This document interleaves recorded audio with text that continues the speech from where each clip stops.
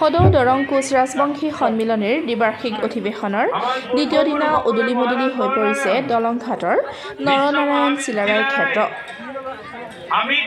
সদৌ দৰং কোচ ৰাজবংশী সন্মিলনীৰ ৭৩ সংখ্যক দ্বিবাৰ্ষিক অধিৱেশন, সদৌ দৰং কোচ ৰাজবংশী যুৱ ছাত্ৰ সন্মিলনীৰ ২২ সংখ্যক দ্বিবাৰ্ষিক অধিৱেশন আৰু দৰং জিলা কোচ ৰাজবংশী মহিলা সন্মিলনীৰ ১৮ সংখ্যক দ্বিবাৰ্ষিক অধিৱেশনখনি দুদিনীয়া বৰ্ণাঢ্য কাৰ্যসূচীৰে অনুষ্ঠিত হয়।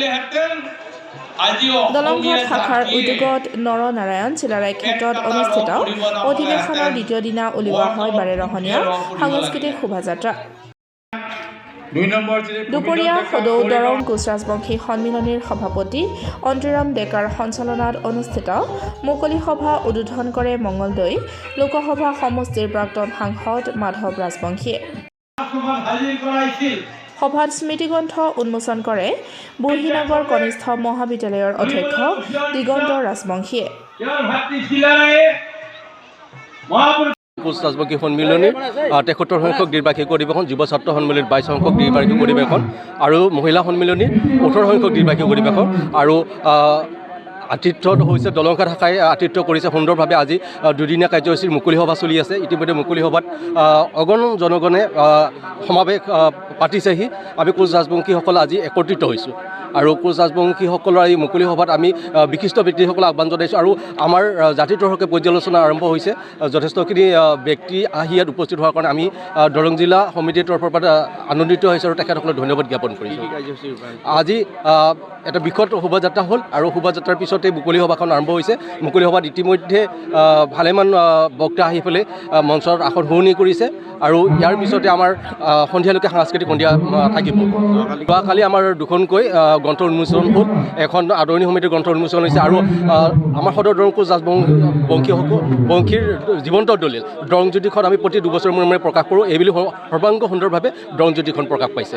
আমি কোচ ৰাজবংশীসকলক লাঞ্ছিত আৰু বঞ্চিত অৱহেলিত জাতি আমি ইতিমধ্যে আলোচনা কৰিছোঁ। কোচ ৰাজবংশীসকলক আমি বাৰম্বাৰে অনুৰোধ কৰিছিলোঁ যে সমাগত লোকসভাৰ ইলেকশ্যনৰ সময়ত আমি বৰপেটা আৰু দৰং ওদালগুৰিত দুগৰাকী কোচ ৰাজবংশী ঔদ্যোগিক অঞ্চলত প্ৰাৰ্থিত্ব বিচাৰিলোঁ, কিন্তু অতি দুৰ্ভাগ্যজনকভাৱে আমাক কিন্তু চৰকাৰে অৱহেলাৰ দৃষ্টিৰে চালে। এজনো 14টা সংসদীয় সমষ্টিত এজনো কিন্তু আমাৰ কোচ ৰাজবংশী প্ৰাৰ্থিত্ব তাত আমি সুবিধা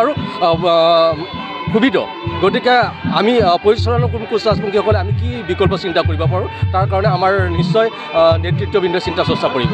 পোনপ্ৰথমে বিশেষকৈ আজি ৭৩তম দ্বিবাৰ্ষিক অধিৱেশনত সদৌ দৰং জিলা কোচ ৰাজবংশী সন্মিলনীৰ আদৰণি সমিতিৰ হৈ সকলোকে আমি সম্ভাষণ আৰু ধন্যবাদ জ্ঞাপন কৰিছোঁ। আজি দুদিনীয়া কাৰ্যসূচীৰে আমি যি কোচ ৰাজবংশী সন্মিলনীৰ আদৰণি যি দায়িত্ব দুনিৰ পৰা আমি লৈছিলোঁ, ঠিক তেনেকুৱাকৈ আগবাঢ়ি গৈ যোৱাকালিৰ পৰা আমাৰ আৰম্ভ হৈছিলে। যোৱাকালি যিখিনি আমাৰ অনুষ্ঠান আছিলে, পতাকা উত্তোলনকে ধৰি স্মৃতি স্তম্ভত মাল্যাৰ্পণ, চিলাৰায় প্ৰতিমূৰ্তিত মাল্যাৰ্পণ, তাৰ লগতে বিভিন্ন আনুষংগিক যিমানখিনি কাৰ্যসূচী আছিলে প্ৰতিনিধি সভাকে ধৰি যথেষ্ট সংখ্যক আমাৰ জ্ঞাতিসকলৰ উপস্থিতিত সম্পাদন হৈছিল। যোৱাকালি আমি সঁচাকৈয়ে সৌভাগ্যৱান যে আমি ভাবিছিলোঁ যে 3,000-4,000 মানুহ হ'ব, কিন্তু তাতোকৈ অধিক বেছি আমাৰ 5,000তকৈ বেছি মানুহ হৈ আমাৰ যিটো নেকি এটা আদৰণি জনোৱাৰ যিটো নেকি আমাৰ এটা মানসিকতা, শ্ৰদ্ধাৰ আমাৰ জ্ঞাতিবৰ্গক আমাৰ ইয়াত পদধূলিৰ কাৰণে আমি যিটো আশীৰ্বাদ বিচাৰি যিখিনি আশা কৰিছিলোঁ তাতকৈ বেছিকৈ অহাৰ কাৰণে আমি সঁচাই ধন্য মানিছোঁ। আৰু আমাৰ জ্ঞাতিবৰ্গক এটা কথাই ক'ব বিচাৰিছোঁ, ঠিক এনেকুৱা ধৰণে আগবাঢ়ি গ'লেই নহয়, জাতিটোৰ স্বাৰ্থত আমি সকলোৱে সংঘবদ্ধভাৱে আগবাঢ়ি যোৱাটো আমি সকলোৱে বিচাৰোঁ। এই সন্মিলনীৰ জৰিয়তে এটাকে ক'ব বিচাৰিছোঁ যে সকলোৱে আমি মাৰ বান্ধি থিয় হৈ আমাৰ যিটো নেকি জাতি এতিয়ালৈকে যিহেতু আমি লাঞ্ছিত হৈ আছোঁ, বঞ্চিত হৈ আছোঁ, গতিকে আমাৰ ক্ষেত্ৰত আমাৰ জনজাতিকৰণৰ ক্ষেত্ৰত বিশেষকৈ চৰকাৰৰ ফালৰ পৰাই হওক কিংবা আগৰ যিবিলাক চৰকাৰ আছিলে তেওঁলোকেও যথেষ্ট কৈছিলে, কিন্তু তেওঁলোকে এতিয়ালৈকে আমাক জনজাতিকৰণৰ যিটো মৰ্যাদা, সেই ভূমিপুত্ৰৰ মৰ্যাদাটো আমাক দিয়া নাই। গতিকে এইখিনি আমি যাতে সংঘবদ্ধভাৱে তেখেতসকলৰ ওচৰত দাবী জনাই আমি আনিব পাৰোঁ, তাকেই মই আমাৰ অৱতাৰণা সমিতিৰ তৰফৰ পৰা কামনা কৰিছোঁ।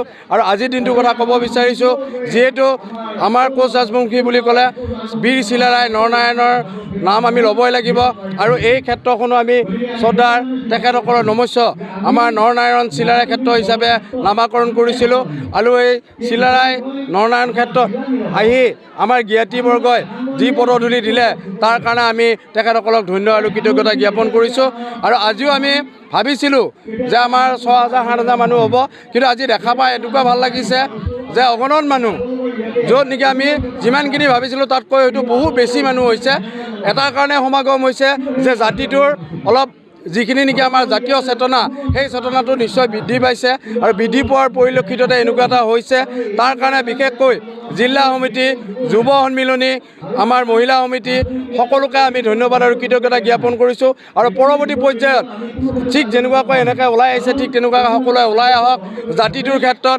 আমাৰ সংস্কৃতিৰ ক্ষেত্ৰত সাজ পোছাকৰ ক্ষেত্ৰত ঐক্যতাৰ সৃষ্টি কৰি আমি যাতে আগবাঢ়ি যাব পাৰোঁ তাকে কামনা কৰি পুনৰবাৰ যদি আমাৰ এই আদৰণি সমিতিৰ কিবা ভুল ক্ৰুটি হৈছে বা তেখেতসকলক আমি যিখিনি নেকি কৰিব লাগিছিল সেইখিনি যদি য'ত কিঞ্চিত কিবা যদি হৈছেও সেইখিনি নিজৰে মানুহ বুলি ভাবি আমাক যাতে ক্ষমা কৰি দি আমাৰ এই অনুষ্ঠানটো শেষলৈকে থাকি সকলোৱে সাফল্যমণ্ডিত কৰে তাকে কামনা কৰি অভ্যৰ্থনা আমাৰ তথা এই আদৰণি সমিতিৰ তৰফৰ পৰা আমাৰ ক'বলগীয়াখিনি ইমানটা সামৰণি মাৰিছোঁ নিদিলেহেঁতেন আজি অসমীয়া জাতিয়ে পেট কাটা ৰ পঢ়িব নাপালেহেঁতেন বৰ তলত ফুট দিয়া ৰ পঢ়িব লাগিলে দেওমনৈৰ পৰা নৱজিত শৰ্মাৰ ৰিপৰ্ট ডেমক্ৰেটিক আছাম।